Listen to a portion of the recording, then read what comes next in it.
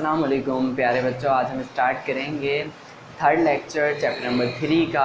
ठीक है क्लास। अच्छा क्लास, हमने पढ़ा सबसे पहले फर्स्ट लेक्चर में क्लासिफिकेशन के बारे में कि ग्रोह बंदी क्या होती है, ग्रुप बनाना किसे कहते हैं। फिर हमने क्लास में ग्रुप्स भी बनाए थे। ठीक है, इंसेक्ट्स के बारे में जब हम पढ़ रहे थे। आज हम पढ़ेंगे क्लासिफिकेशन की बुनियाद पर, ग्रोह बंदी की बुनियाद पर, यानी कि ग्रुपिंग जो हमने की है। हमने पढ़ लिया था कि हमने कीड़ों की ग्रुपिंग कैसे की है, उनके पार्ट्स देखें। ठीक है, इसी तरह हम मुख्तलिफ जानवर जो हैं, जैसे परिंदे हैं, जैसे पानी में रहने वाले जानवर हैं, उनके भी बॉडी पार्ट्स की बुनियाद पर हमने उनकी ग्रुपिंग की है। ठीक है, तो आज सबसे पहले पढ़ेंगे बर्ड्स के बारे में। इसके बारे में बर्ड्स यानी परिंदे।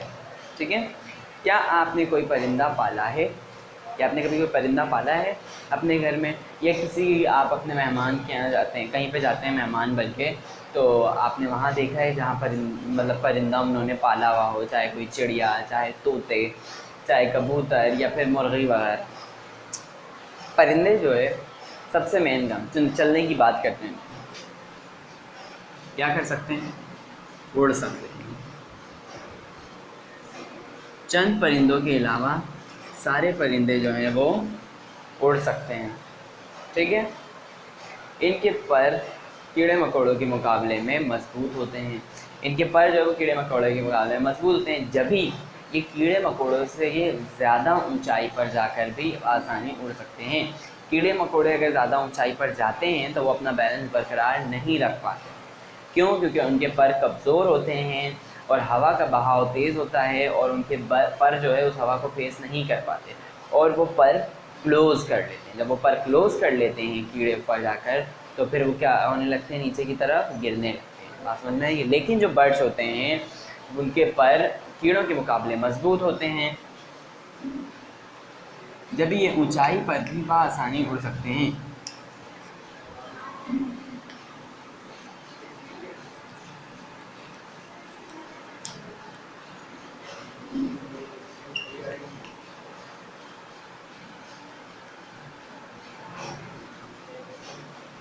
कीड़ों के मुकाबले इनके पर मजबूत होते हैं। ठीक है, और आ जाता है परिंदों का वज़न हल्का होता है, जो इन्हें उड़ने में मदद देता है। उड़ने के लिए आपने आज तक क्या प्लास्टिक का जहाज़ बना के उड़ाया है? खुद से जो हम जहाज़ बनाते हैं नहीं उड़ाया। क्या लकड़ी का जहाज़ बना के उड़ाया? नहीं उड़ाया। लेकिन हम जहाज़ का बनाते हैं कागज़ का, जो सबसे हल्का होता है। तो इसका मतलब क्या है कि किसी भी चीज़ को उड़ाने के लिए उसका हल्का होना भी ज़रूरी है। ठीक है, वैसे ही ये जो मैं बात बोल रहा हूँ ये जहाज़ के मामले में फ़ेल हो जाती है। ठीक है, लेकिन लिविंग थिंग्स की जब हम बात करते हैं तो उसमें जो भी चीज़ उड़ने वाली होती है उसका वज़न कैसा होता है? हल्का होता है। परिंदों की बात कर रहे हैं तो परिंदों का वज़न हल्का होता है, जिसकी वजह से वो बाआसानी उड़ सकते हैं। ठीक है, उड़ते कैसे हैं? क्योंकि जहाज़ का वज़न ज़्यादा होता है और उसको उड़ने के लिए मशीनरीज़ की ज़रूरत पड़ती है। जब भी जहाज़ पहले चलता है उसके बाद उड़ता है। ठीक है, आपने देखा जहाज़ पहले ज़मीन पे चलता है, उसके बाद फिर वो आहिस्ता आहिस्ता उड़ता है, जबकि परिंदे को ये नहीं करना पड़ता, वो डायरेक्ट अपनी जगह से उड़ना स्टार्ट कर देता है। ठीक है, और ऊंचाई की तरफ बढ़ता चला जाता है। तो बात समझ में आ रही है कि परिंदों का वज़न हल्का होता है, जो इन्हें उड़ने में मदद देता है। इनका वज़न हल्का होता है और इन्हें उड़ने में मदद देता है। ठीक है, क्या आप बता सकते हैं कि परिंदों में क्या बात एक जैसी होती है? आपका होमवर्क है ये। ठीक है, छोटा सा होमवर्क है, जो बातें आपको एक जैसी लगती हैं बस आपने वो बतानी है। सही है, तो ये होमवर्क मैं नोट डाउन में आपको करवा दूंगा। ये थे बर्ड्स के बारे में कुछ मालूमात। ठीक है, अब ज़रा कुछ मेन चीज़ें डिस्कस करते हैं। परिंदों के पास पार्ट्स अगर हम देखें, ज़्यादातर परिंदों के पास 2 टांगें, 2 पर कौन से? उड़ने वाले पर पंखड़ियाँ लिख देते हैं, पंख, ठीक है। और जिस्म पे पर, ठीक है। जिस्म पे पर, ये कौन से पर हैं? छोटे छोटे पर, उनकी पूरी बॉडी में भरे हुए होते हैं, ठीक है। और ये पंख कौन से हैं? वो दो पंख जिनकी मदद से ये उड़ रहे होते हैं, ठीक है, दो टांग। ये कुछ मेन पार्ट्स हैं जो परिंदे में वाज़ा तौर पर हमें नज़र आ रहे होते हैं और ज़्यादातर सारे के सारे परिंदों में सेम होते हैं, चाहे वो शुतुरमुर्ग हो, चाहे वो मुर्गी हो, चाहे वो कोई तोता हो, चाहे वो कबूतर हो, ठीक है, चाहे वो पेंगुइन्स हो या फिर कोई और परिंदा हो, उसमें ये जो पार्ट्स हैं ये सेम होते हैं। तो आपको समझ में आ गया कि परिंदों की क्या क्या एडेप्टेशंस थी जिनकी वजह से उनको एक चीज़ में डाला गया है, एक ही जगह उनको इकट्ठा किया गया है। मैं आपको एक्सेप्शनल केस बता दूँ, एक परिंदा है कीवी, एक है शुतुरमुर्ग और एक है मुर्गी, और मुर्गे दोनों आ जाते हैं इसमें। ये जो परिंदे हैं, बत्तख भी आ जाती है। ये कुछ ऐसे परिंदे हैं जो उड़ नहीं पाते। ये उड़ क्यों नहीं पाते? ये भी उड़ सकते हैं, ऐसा नहीं है कि ये उड़ नहीं सकते, ये भी उड़ सकते हैं। ये इस वजह से उड़ नहीं पाते क्योंकि इनका जो वज़न होता है वो हल्का नहीं होता, ठीक है। इनमें मसल ज़्यादा मौजूद होने की वजह से, गोश्त ज़्यादा मौजूद होने की वजह से इनका जो वज़न है वो भारी होता है बाकी परिंदों के मुकाबले, जब भी इनके लिए उड़ना पॉसिबल नहीं होता। और बाकी परिंदे, कौवे हैं, चिड़िया है, कबूतर है और दूसरे जो अच्छे अच्छे परिंदे हैं वो सब उड़ पाते हैं। क्यों? क्योंकि उनमें गोश्त की तादाद कम होती है जिसकी वजह से उनका वज़न कम होता है।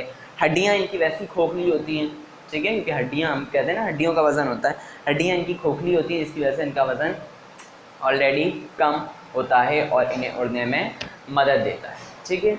ये था जानवरों का, यानी जानवर ही परिंदे भी, जानवरों का एक ग्रोह जिसको हम परिंदे कहते हैं, जिनमें कुछ बुनियादी चीज़ें एक जैसी थी जिसकी बुनियाद पर हमने इसका एक ग्रुप बना दिया, एक क्लास बना दी, ठीक है। इस तरह हम क्लासिफिकेशन करते हैं।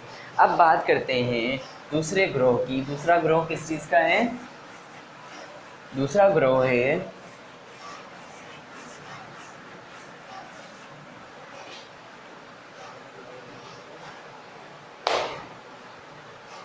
पानी वाले जानवरों का, फिशेस की, ठीक है। कुछ जानवर खुशकीपर रहते हैं जैसे कि शेर और हाथी, और कुछ पानी में जैसे मछलियाँ। ऐसी है, मछलियाँ पानी में रहती हैं, खुश्की में रहती हैं, मछलियाँ पानी में रहती हैं, ठीक है। मछलियों के पंख होते हैं जो उन्हें तैरने में मदद देते हैं। अच्छा बच्चों, जो परिंदों के पंख हैं वो विंग्स कहलाते हैं, विंग्स, ठीक है, विंग्स, WING, विंग्स, पंख कहलाते हैं विंग्स। जबकि मछलियों के बॉडी पार्ट्स पहले पढ़ रहे हैं, बॉडी पार्ट्स लिख लेते हैं। इनके जो पंख हैं वो कहलाते हैं फिन्स। इनके पास दो फिन्स नहीं, दो से ज़्यादा फिन्स होते हैं, ठीक है। मछलियों के फिन्स होते हैं जो इन्हें तैरने में मदद देते हैं। आपने देखा होगा जब हम मछली खरीदते हैं तो वो मछलियों के पर काटते हैं पहले। वो जो पर हैं, पर मछलियों के जो फिन्स आपको नज़र आ रही होती हैं, दोनों साइड्स पर होती हैं और एक निचले हिस्से पर भी मौजूद होती है, एक ऊपर वाले हिस्से पर भी मौजूद होती है जो इस शेप की होती है। ये फिन है, एक इधर मौजूद होती है, एक इधर भी मौजूद होती है। ये जो हैं ये फिन्स हैं, ये मछली को तैरते वक्त तैरने में पानी में मदद देती है। क्लियर हो गई बात? मछलियों के जिस्म पर छिलके होते हैं, फिन्स आ गए हैं इनकी बॉडी पे, फिन्स,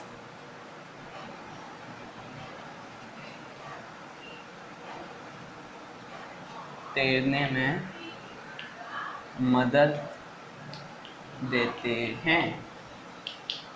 और इनकी बॉडी पे क्या मौजूद होता है? इनकी बॉडी पे मौजूद होते हैं स्केल्स, जिसको हम छिलके भी बोलते हैं। जब आपने देखा होगा मछली जब हम लेते हैं तो वो उसके ऊपर से कवरिंग हटा रहे होते हैं, गोल गोल सी कवरिंग होती है इस टाइप की, इस टाइप बहुत सारे बॉडी पे पूरी मौजूद होता है। ये जो फिश की बॉडी होती है उस पर ये मौजूद होता है, इसको स्केल्स कहते हैं। पानी में रहने वाले दूसरे जानवर मछलियों से बिल्कुल मुख्तलिफ होते हैं, जैसे जेली फिश, ऑक्टोपस और दूसरे जानवर वगैरह, ठीक है। अब ज़रा मैं आपको बता दूं स्केल्स की वर्किंग। बच्चों देखो, पानी में जो भी चीज़ रखी जाती है वो घुल जाती है, तो पानी में रहने वाले जो जानवर हैं उनकी बॉडी भी कैसी होती है? घुली हुई होती है। अब जब खुली हुई बॉडी है, अब ऐसा तो है नहीं कि पानी, जिस तरह हम खुश्की में रहते हैं, हमारा पानी से अक्सर जो है वो सामना हो ही जाता है, कभी हम समंदर में जाते हैं, कभी बारिश होती है, या कभी किसी और वजह से हमें पानी टकरा ही जाता है। आज समझ में आ रही है? बिल्कुल इसी तरह जो समंदर में रहने वाले जानवर हैं, हम कोई रैपर हो गया, कोई लकड़ी हो गई, या कोई चीज़ समंदर में टूट गई, या किसी ज़माने में कोई कश्ती टूटी, उसके पार्ट्स मुख्तलिफ फैल रहे थे, वो बॉडी से टकरा सकते हैं। कौन, किसकी बॉडी से? पानी में रहने वाले जानवरों की बॉडी से। जब भी अल्लाह ताला ने इनकी घुली हुई बॉडी के ऊपर, इनके नरम खाल वाली बॉडी के ऊपर एक हार्ड कवरिंग दी हुई होती है, जो कि स्केल कहलाती है, ठीक है, जो कि उनकी बॉडी को प्रोटेक्ट करती है, उनके जिस्म को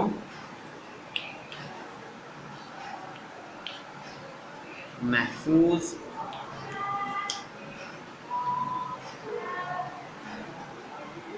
रखता है। ये स्केल्स जो हैं वो इनके जिस्म को महफूज रखते हैं, ठीक है। और बाकी जो जानवर हैं उनकी हम बात करते हैं, जैसे कि जेलीफिश,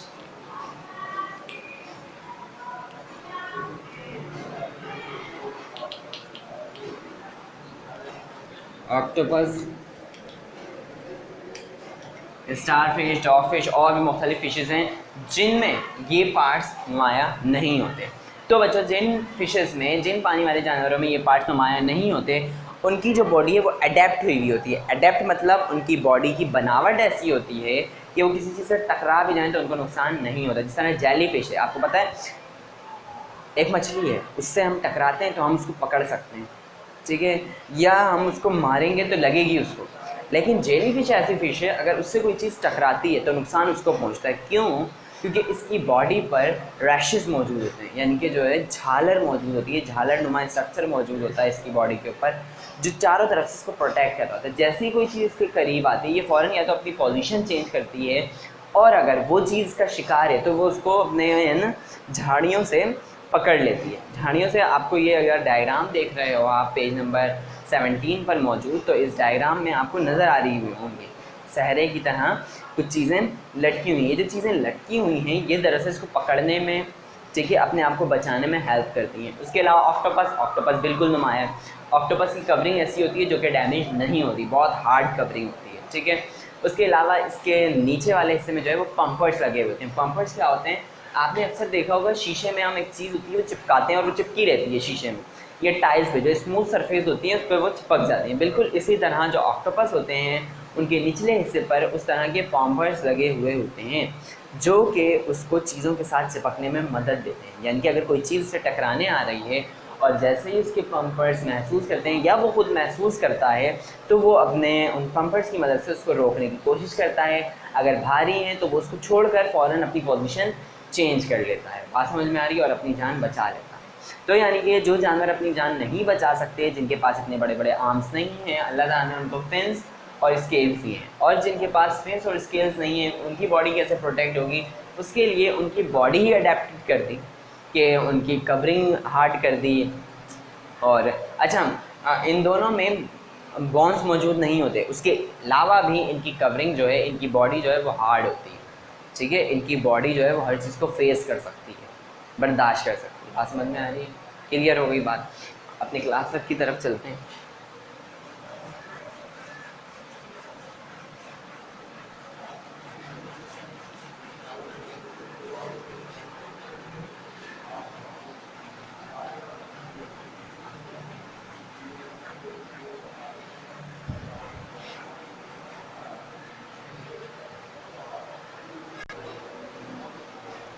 अच्छा, क्लास 5 स्टार्ट करते हैं। फर्स्ट क्वेश्चन है,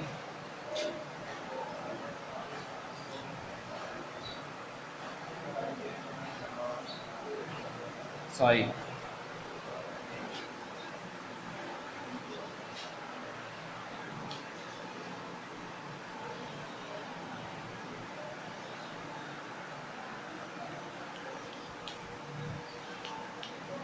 परिंदों को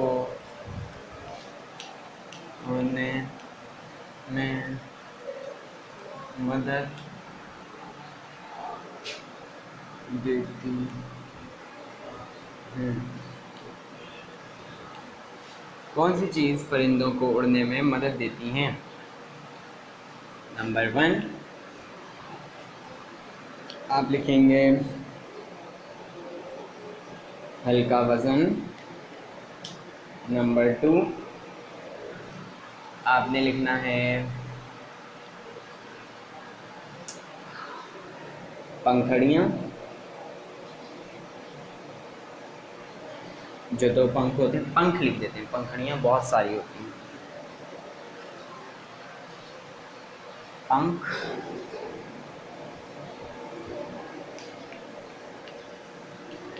नंबर 3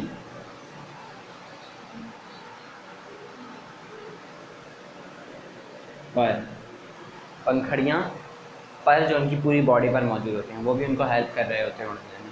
ठीक है, क्यों? क्योंकि जब वो हवा में उड़ रही होती हैं तो उनके जो पर होते हैं, पर फीदर्स, जो उनकी पूरी बॉडी के ऊपर छोटे छोटे पर मौजूद होते हैं, वो भी हवा से फिल अप हो जाते हैं, यानी कि हवा लगने की वजह से वो फूल जाते हैं। ठीक है, कभी कभार आपने चिड़िया को बैठे हुए देखा हो तो उसने पूरा अपने आप को फुलाया होता है, बिल्कुल इसी तरह जब ये उड़ रहे होते हैं तो इनके फीदर्स हवा में फूल जाते हैं, जो इनको उड़ने में और अपनी बॉडी का बैलेंस बरकरार रखने में हेल्प करते हैं। ठीक है क्लास, ये था फर्स्ट क्वेश्चन। सेकंड क्वेश्चन की तरफ चलते हैं।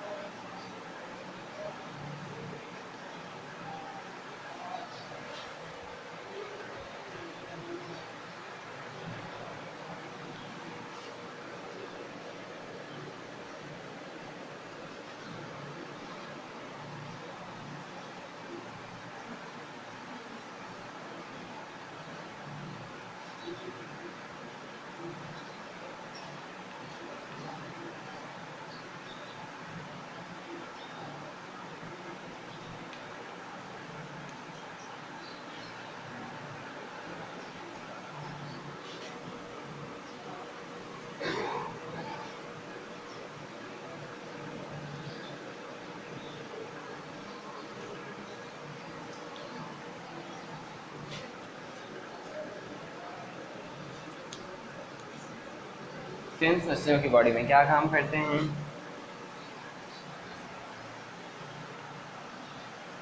फिन्स, आपने लिखा फिन्स मछलियों, उससे भी लिखेंगे को तैरने में मदद देते हैं। सिंपल। ठीक है, फिन्स मछलियों को तैरने में मदद देते हैं, इस तरह आपने आंसर लिखना है। सही है, और खुद भी समझें कि आंसर का जवाब किस तरह दिया जा रहा है ताकि आपको आंसर देना आए। ठीक है, क्वेश्चन बाद औकात ज़रूरी नहीं है कि आपके पेपर्स में भी बिल्कुल इसी तरह के क्वेश्चन हों जो आपको क्लास वर्क में करवाए जाते हैं। मुख्तलिफ क्वेश्चन भी हो सकते हैं, लेकिन होंगे इसी में से, इसी चैप्टर से ही जो बातें आपको पढ़ाई गई हैं उन्हीं में से। तो आप कैसे समझोगे? अगर आपने समझ भी लिया तो आंसर कैसे लिखोगे? अगर आपको आंसर ही नहीं लिखना आता होगा तो आंसर खुद से लिखने के लिए ज़रा आंसर को समझा भी करें कि ये आंसर का जवाब किस तरह दिया गया। ठीक है, तो ये हो गया सेकंड क्वेश्चन। अब अपने होमवर्क की तरफ चलते हैं।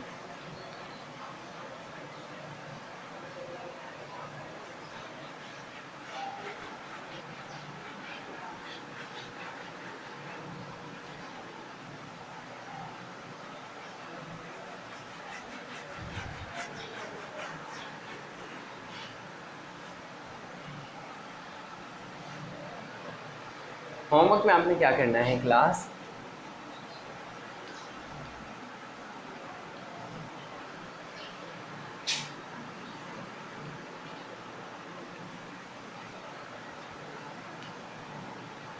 दस परिंदों और पानी में रहने वाले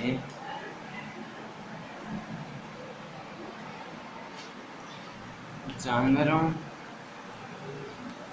के नाम